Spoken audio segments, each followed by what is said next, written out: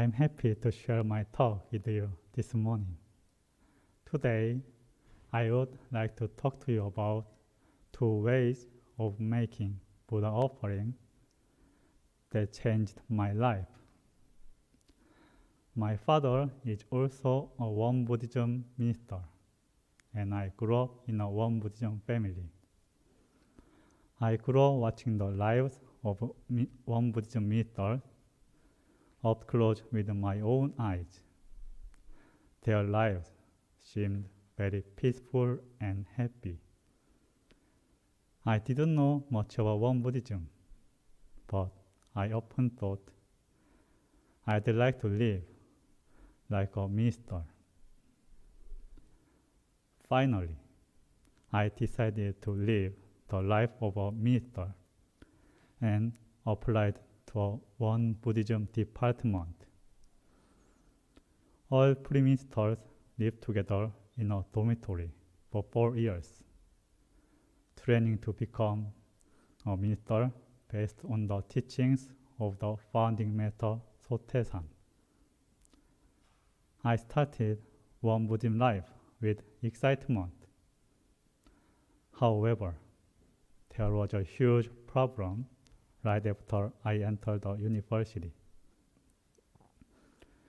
It was not an issue that I wanted to become a minister, but I had a problem with another student, and I wanted to leave.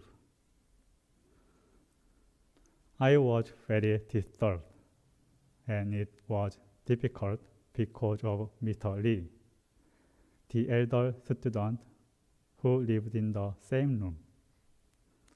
That student would always make me do his work because I was younger than him.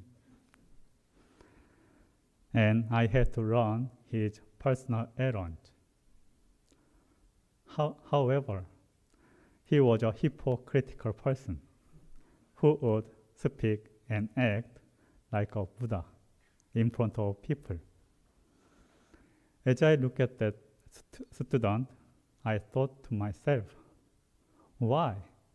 Why did he become a minister? I didn't come here to live with people like this. These thoughts lingered in my mind and bothered me as I lived with him for 6 months. One day, as usual, I was suffering because of him. While I was suffering in this way, I came across a passage in the scripture. Once, while the founding master Sotaesan was residing at Ponye Hermitage, an old couple passing by commented that their daughter-in-law was so ill-tempered and disrespectful that they were on their way to Silsang Monastery to make a Buddha offering, so they could turn her into a good-natured daughter-in-law. Upon hearing their problem, Sotaesan said, "How is it that you know to make a Buddha offering to the Buddha image, but not to the living Buddha?" The old couple asked, "Where is the living Buddha?" The founding master Sotaesan replied, "The daughter-in-law who lives in your home is the living Buddha, since she is the one with the capacity to offer you filial piety or disrespect. Why don't you try making an offering to her first?" They asked, "How should we make such an offering?"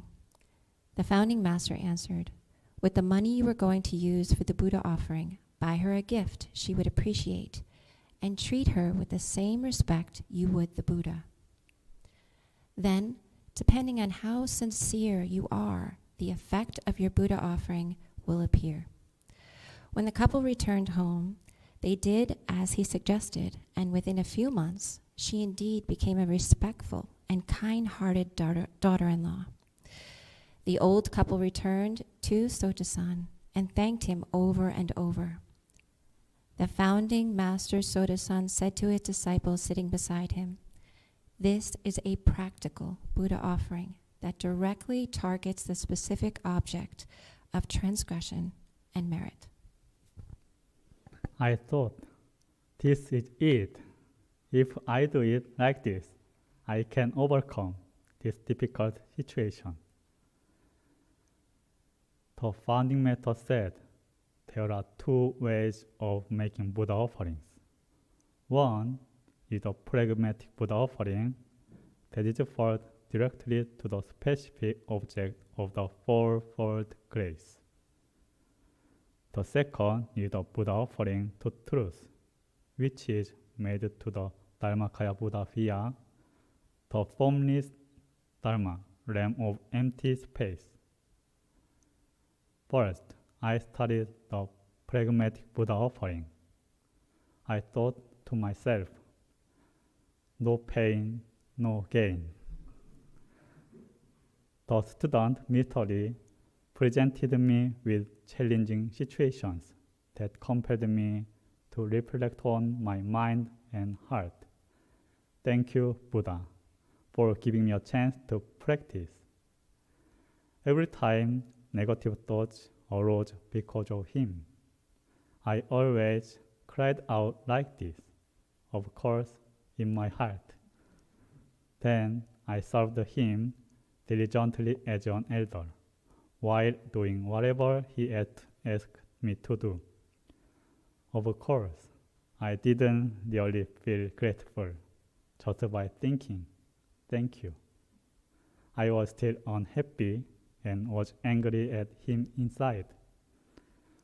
When that happened, I tried my best to use all the methods of Won Buddhism practice that I had learned to calm my mind and find grace.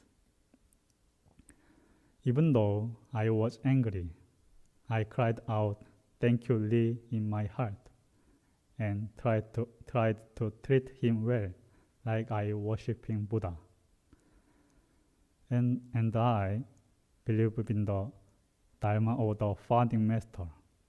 I thought that if follow his Dharma, the effect of Buddha offering would definitely appear. Second, the founding method explained Buddha offering to truth as follows. After cleansing your body and mind and making a vow before the Dharmakaya Buddha, remove all distracting thoughts and single-mindedly offer up your sincerity by either entering samadhi, reciting the Buddha's name, chanting a sutra, or intoning a mantra, and so forth. Then you will ultimately fulfill your vow, and at the same time, that awesome power will appear. For this to occur, however, every bone in your body must ache with toil, and your sincerity must pierce heaven itself. I believed this Dharma and put it into practice. In the past, I thought that just spending time alone, away from the person who made me so upset, would have a healing effect. But as time went on, I realized there are other big effects besides this. I gained one realization. Sincere thoughts move energy. My sincere prayer, my sincere heart move energy in the direction I want. And energy exists everywhere in the world. And everything is connected like a well-knit sweater. When I pray with a sincere heart, the sincere energy transforms me in the direction of the prayer.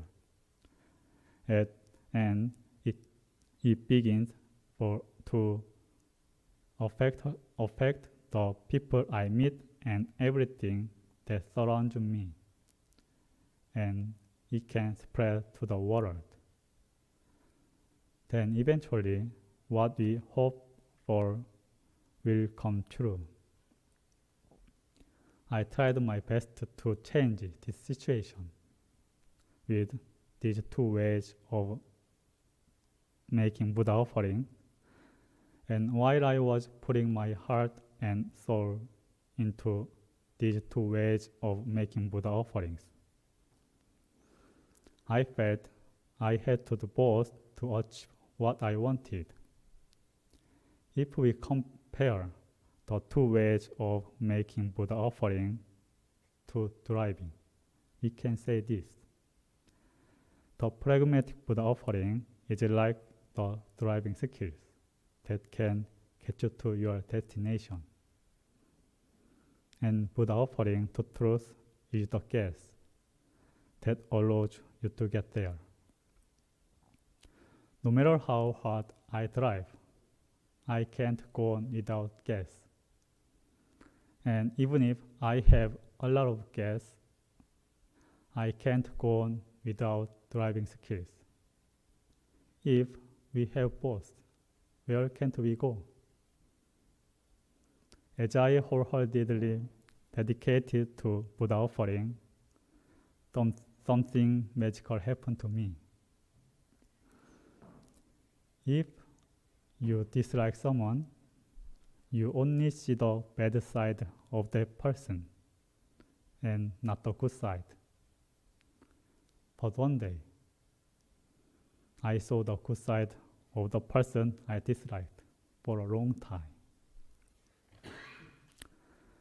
At that moment, I felt grateful, and the resentment in my heart melted away. It was like an ice cream melting in my mouth. And in the place where resentment melted away, gratitude was filled. And that feeling was really amazing. I was so very happy. I couldn't express it in words. The feeling was so strong that it still remains vividly in my heart, as if it happened yesterday. It was a very precious experience. Through Buddha offering, I looked at my changing heart. I actually felt how happy I could be when resentment turned gratitude. And I wanted to share this with more people so that they could feel it too. This experience was the turning point in my ministry. Today, I share the story about Buddha offering through human relationships. However, the Buddha offering touches everything in the universe. We always live in the fourfold grace.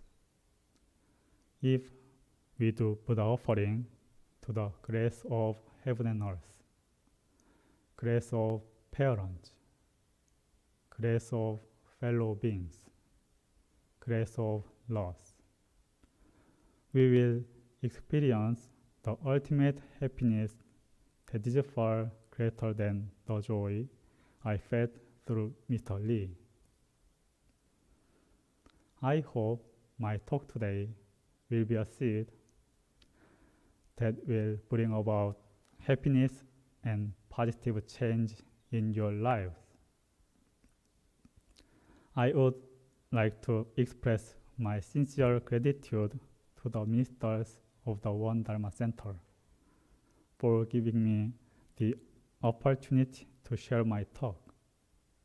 And thank you all for listening to my story. Thank you.